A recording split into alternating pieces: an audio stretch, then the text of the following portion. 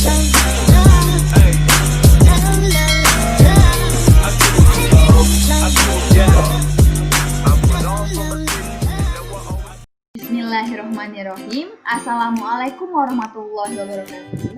Kembali lagi bersama Bunda Kiki. Jadi hari ini kita akan melanjutkan materi fisika kita untuk SMA kelas 10 semester 1 di bab baru ya, yaitu mengenai gerak melingkar. Nah, di pertemuan sebelumnya kita sudah membahas mengenai materi gerak lurus, yaitu gerak lurus beraturan atau GLB dan gerak lurus berubah beraturan atau GLBB. Konsep-konsep dasar yang ada di GLB dan GLBB itu jangan kalian lupakan. Wajib kalian ingat lagi, review lagi. Karena mengapa? Pada materi gerak melingkar ini, persamaan-persamaan yang akan digunakan itu hampir sama dengan yang ada di GLB dan GLBB. Oke, next. Kita lihat di sini ada 3 buah gambar. Gambar pertama ada sebuah bola yang diikatkan dengan tali, lalu dibuat berayun. Putarannya ini membentuk suatu lingkaran. Lalu gambar kedua itu ada gambar kincir angin yang sedang bergerak. Lalu gambar ketiga itu ada seseorang yang sedang mengayuh sepeda. Nah, ketiga gambar ini merupakan aplikasi dari gerak melingkar. Oke, next. Ke kompetensi dasar yang ada pada gerak melingkar ini yaitu menganalisis besaran fisis pada gerak melingkar dengan laju konstan atau tetap dan penerapannya dalam kehidupan sehari-hari. Next, ke indikator pencapaian kompetensi pada bab ini. Yang pertama, mengidentifikasi besaran-besaran baik itu frekuensi, periode, kecepatan sudut tempuh yang terdapat pada gerak melingkar dengan laju konstan. Yang kedua, mendeskripsikan besaran-besaran fisis dalam gerak melingkar. Yang ketiga, menganalisis besaran yang berhubungan antara gerak linier atau gerak lurus dan gerak melingkar pada gerak menggelinding dengan laju konstan.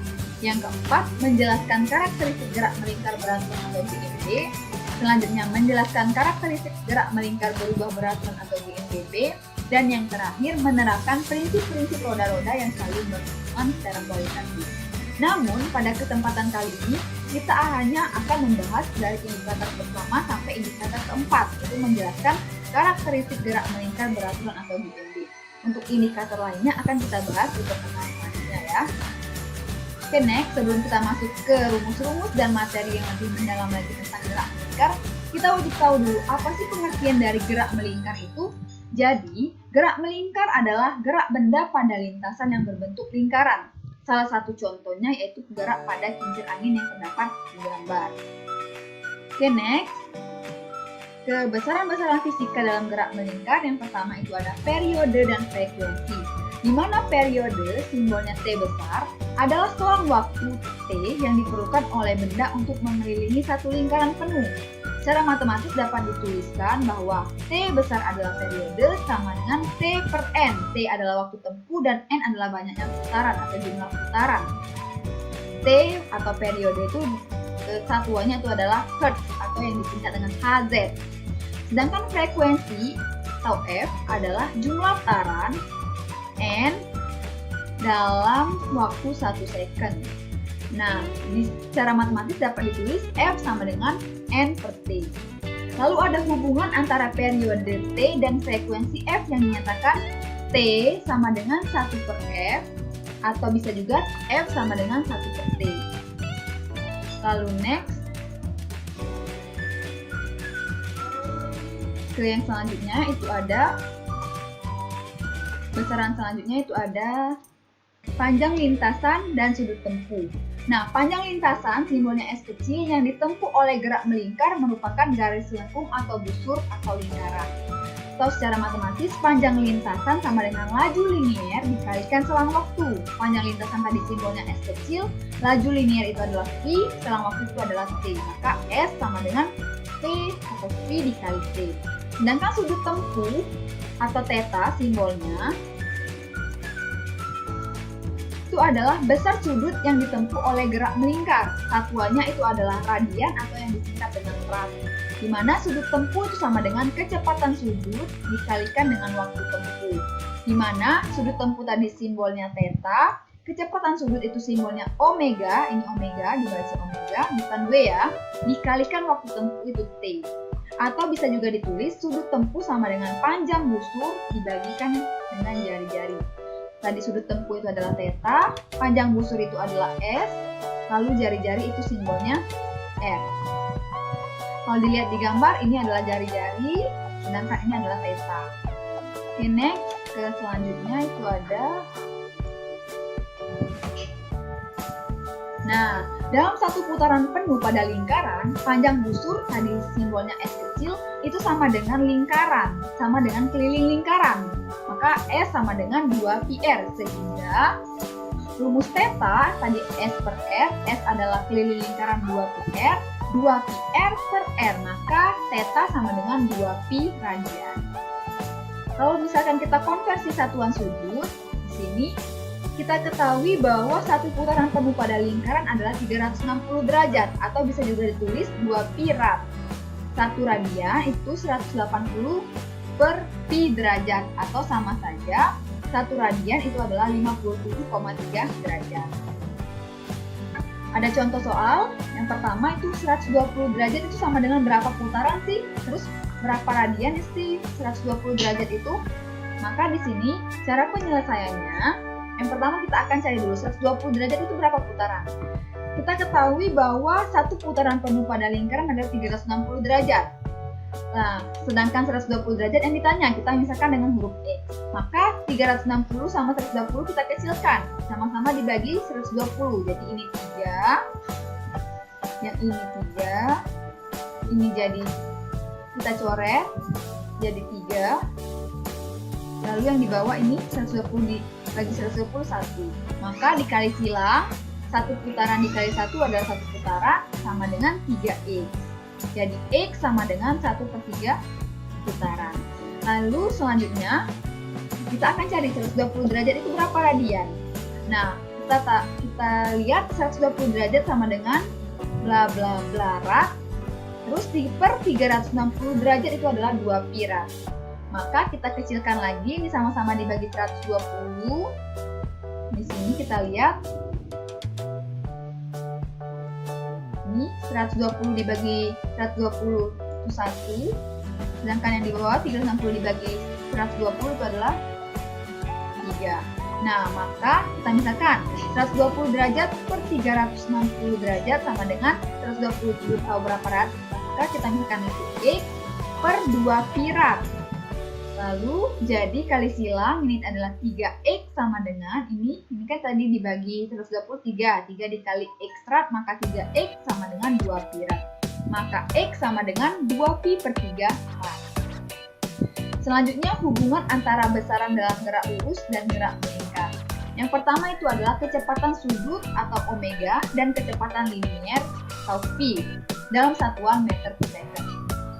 Untuk kecepatan sudut atau omega itu dirumuskan sebagai berikut.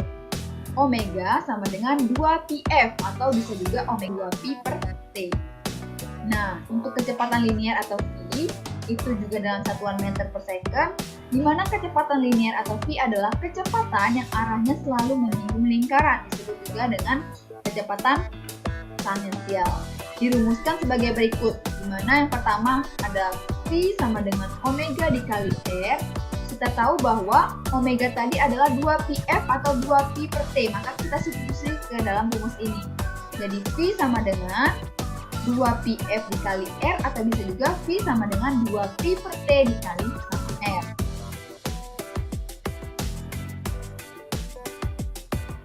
Oke, next ke contoh soal. Di sini ada contoh soal. Sebuah kipas listrik berputar sebanyak 45 putaran per menit. Jika ujung kipas berada 24 cm dari sumbu putarnya, tentukan kecepatan tangensial ujung kipas. Dimana penyelesaiannya diketahui bahwa dari 45 putaran per menit itu merupakan omega. Omega sama dengan 45 putaran per menit. Sedangkan 24 cm dari sumbu putarnya itu adalah merupakan R atau jari-jari sama dengan 24 cm. Kita ketahui bahwa satuan internasional untuk panjang atau jarak itu adalah meter. Maka kita konversikan dari cm ke meter, jadi 24 cm itu sama dengan 0,24 meter. Yang ditanya adalah kecepatan tangensial, itu simbolnya pi kecil. Maka kita tahu bahwa omega sama dengan 45 putaran per menit. Kita ubah ke radian per second, maka 45 dikali 2π rad itu satu putaran penuh pada lingkaran Sedangkan 1 menit kita tahu bahwa 60 second. Jadi 45 dikali 2 pi rad per 60 second didapat 3 pi omeganya 3 pi per 2 radian per second. Nah, baru kita cari kecepatan tangensial ujung kipas. Kita tahu jarak ujung kipas dari sumbu putar R sama dengan 24 cm. Sehingga kecepatan tangensial P adalah P sama dengan rumusnya tadi, P sama dengan omega dikali R. Tinggal kita masukkan omeganya tadi 3 pi per 2 rad per second dikalikan dengan R-nya 0,24 meter. Maka didapatlah Pi atau kecepatan tangensial ujung kipas itu sama dengan 0,36 pi meter per second. Oke, selanjutnya kita masuk ke yang selanjutnya, itu tentang gerak melingkar beraturan atau GMB. Nah, pengertian dari GMB adalah gerak benda pada lintasan yang berbentuk lingkaran dengan kelajuan atau V tetap. Kalian masih ingat nggak rumus pada GLB? Kita tahu bahwa rumus pada GLB itu adalah S sama dengan V dikali T, di mana S adalah jarak tempuh sama dengan V itu adalah kelajuan atau kecepatan dikalikan T waktu tempuhnya. Sedangkan pada GMB rumusnya itu menjadi theta sama dengan omega dikali T.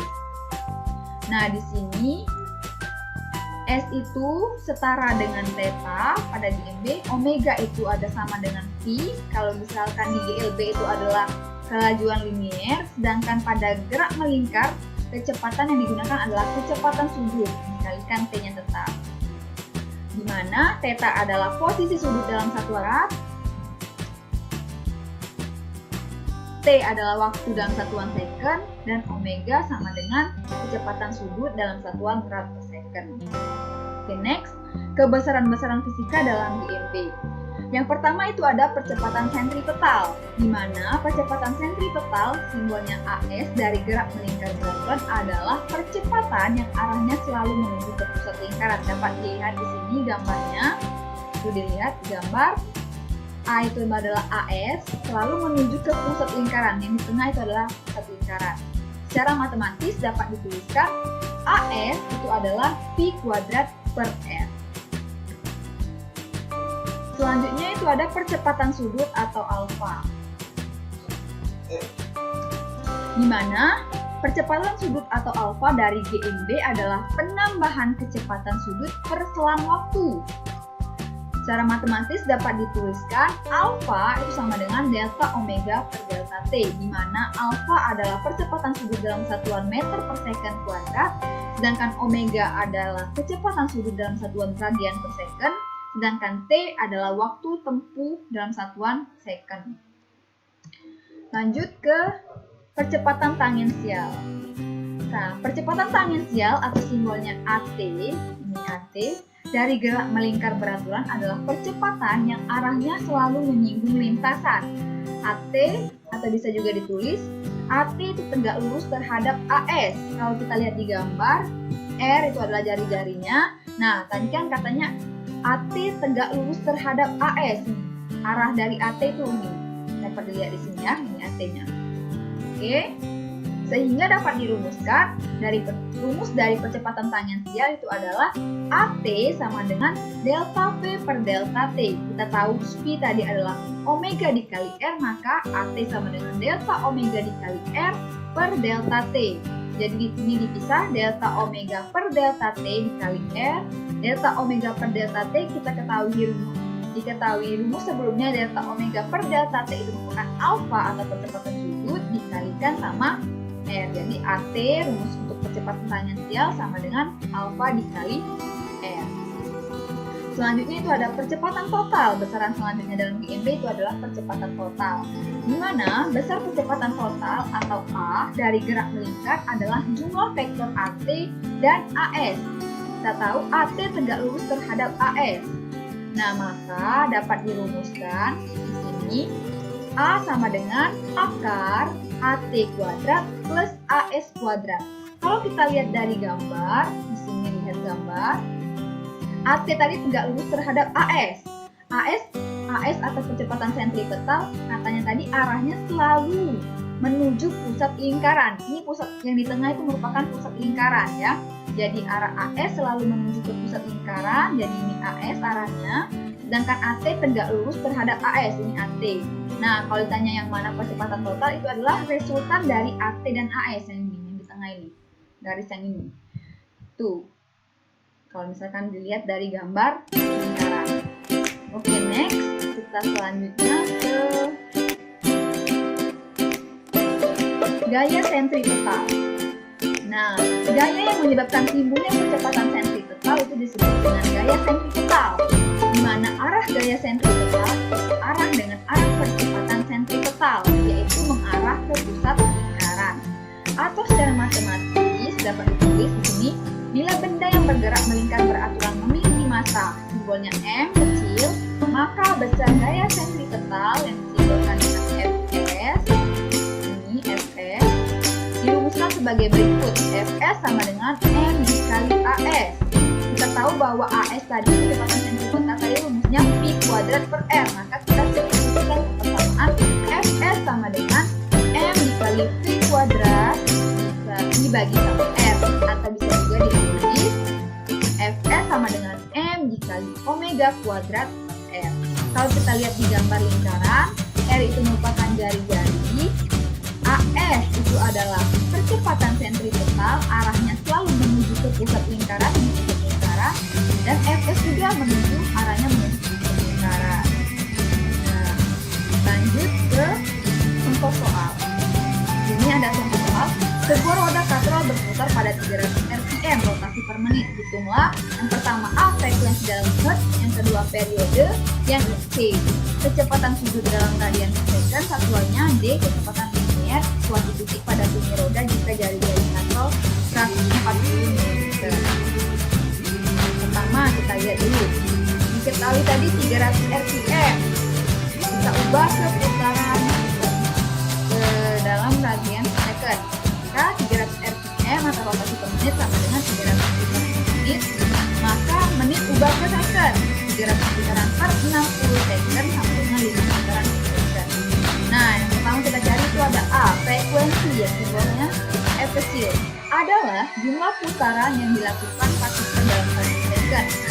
Nah, F sama dengan 5 putaran per second didapat putaran per second itu sama saja hertz atau Hz. F-nya didapat 5 Hz. Selanjutnya itu ada B, kita cari B adalah periode yang disimbolkan dengan T bar.